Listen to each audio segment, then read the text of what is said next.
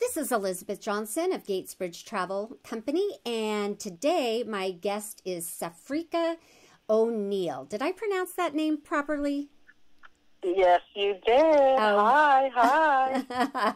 Great to have you on the phone. And you are the Business Development Manager for the British Virgin Islands Tourism Board and Film Commission. And thank you yes, for I taking am. Thank you for taking time out of your day to join us and talk a little bit about the British Virgin Islands. Thank you so much for having me. I've been really excited to speak to you about the BVI. Excellent. Well, I know there's a lot of great information, so let's just get right into it.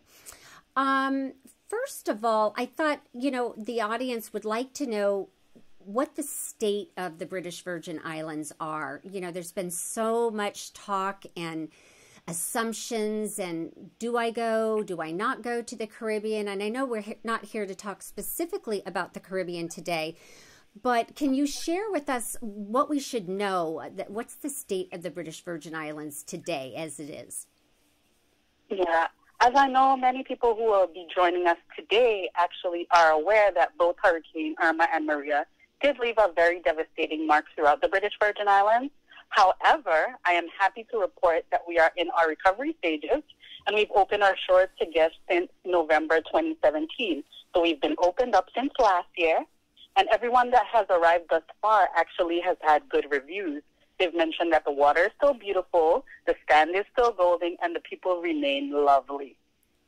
And right now, about 90% of electricity and telecommunication systems has been restored throughout the majority of the islands, making the recovery process go by very quickly.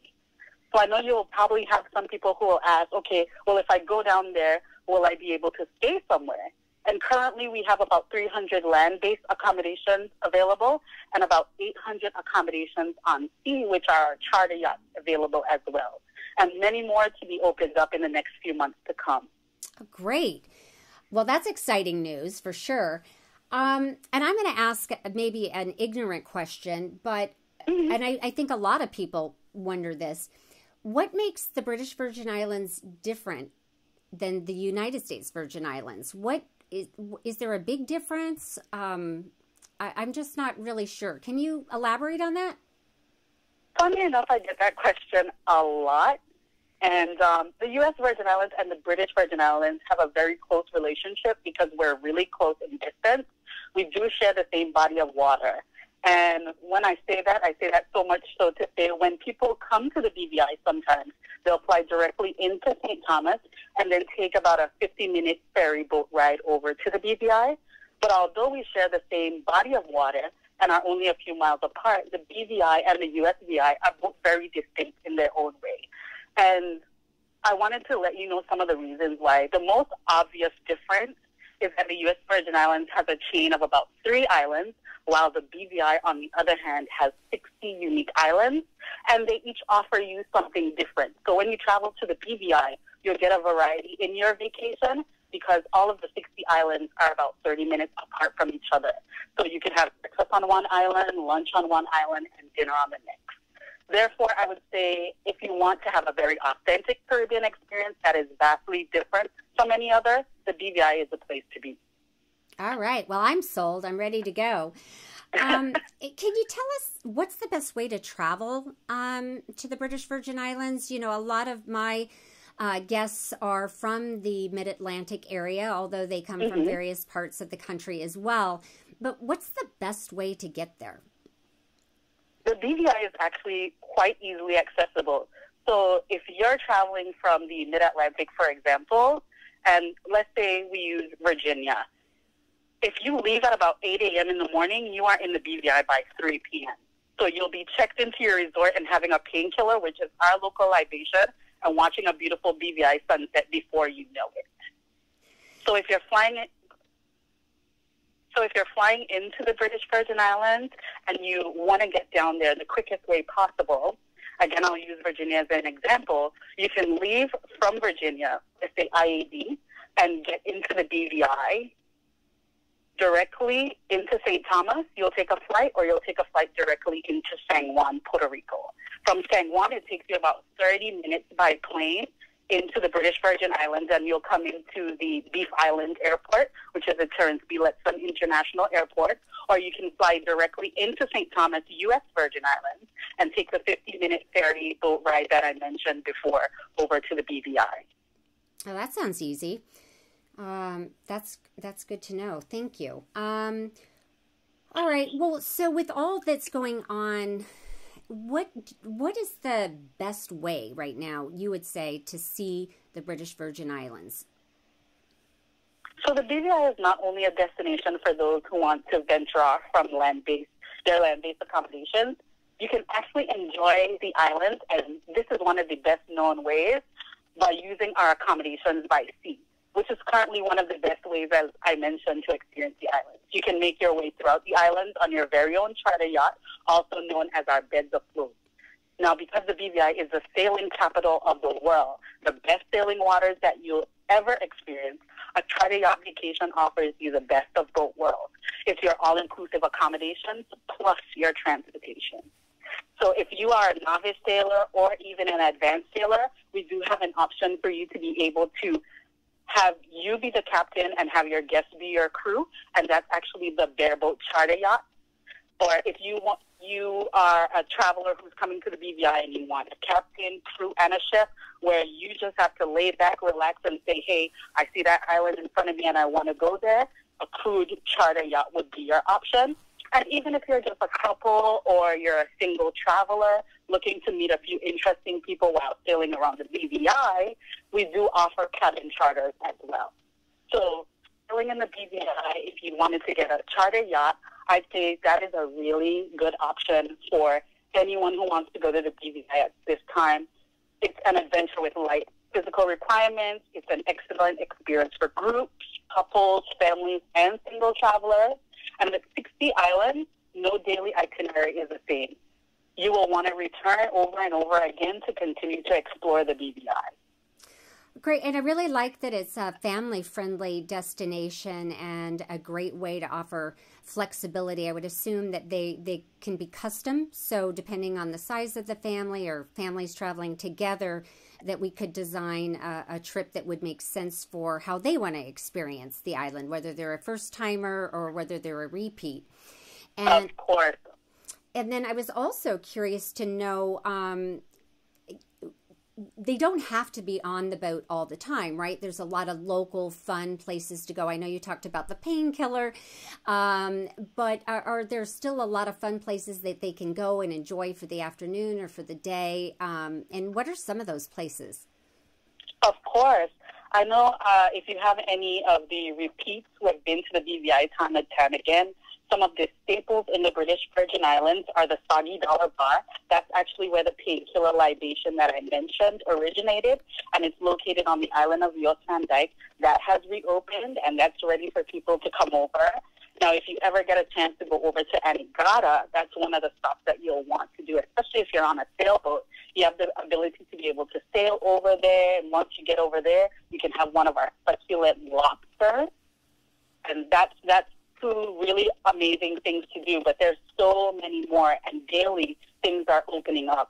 Most of the beach bars in the BVI are open. You can go there and get a nice cocktail, and as I mentioned, all the staples are up and open and ready to greet people. Excellent. Excellent. So with all of those great options available now, can you share with us any cool experiences to look forward to that are new and different? Oh, yes.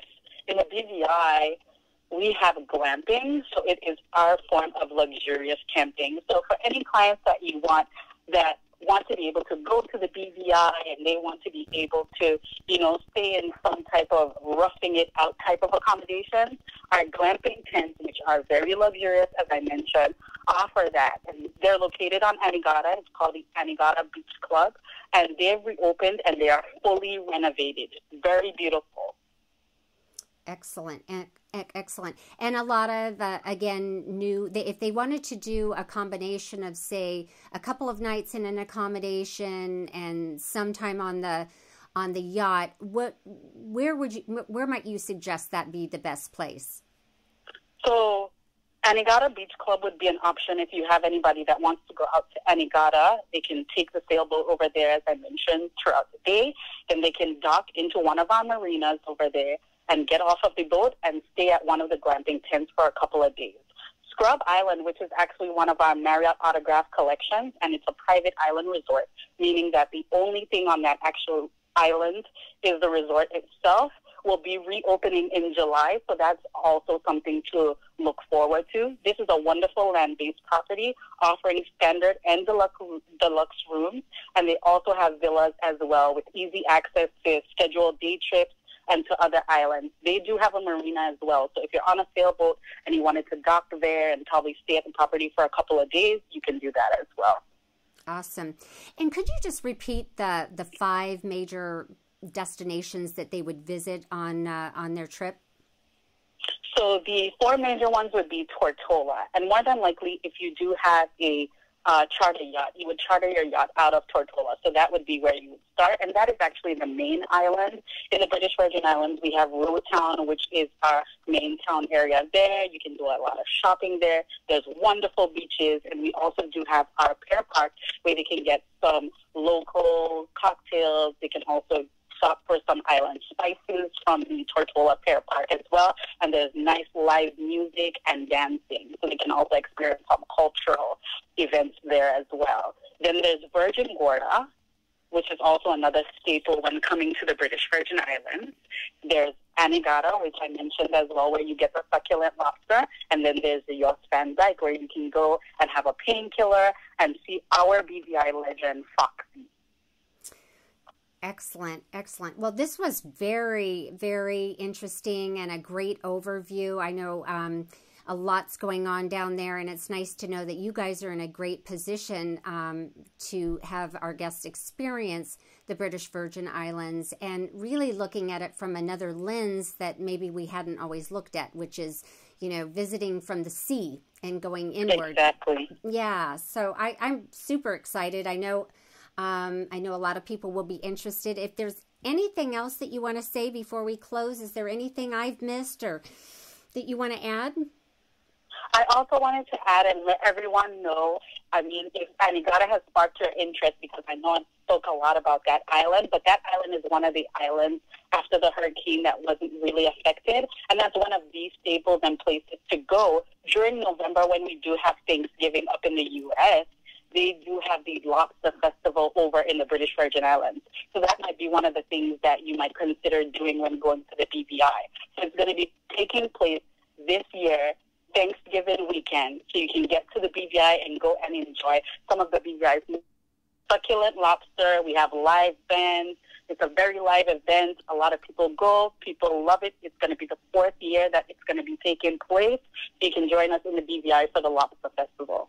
Oh, great. Well, that sounds like something to look forward to and get out of the cold weather here. So. Oh, yeah. Well, it's been a real pleasure having you share the British Virgin Islands with us today. I'm really excited. I know my listeners will be excited as well. So thank you so much for taking time. And thank you so much for having me, Elizabeth. And I really appreciate you having me on here and being able to take the time to talk about the BVI and let people know that we are open for business. You can come and you can use Elizabeth. She is one of the most educated travel consultants that I actually have. If you reach out to her and you have a question, she'll be able to tell you lots about the BVI. So thank you for having me again. Okay, well, it's all a team effort. Cheers and have a great afternoon. Thank you so much. You as well.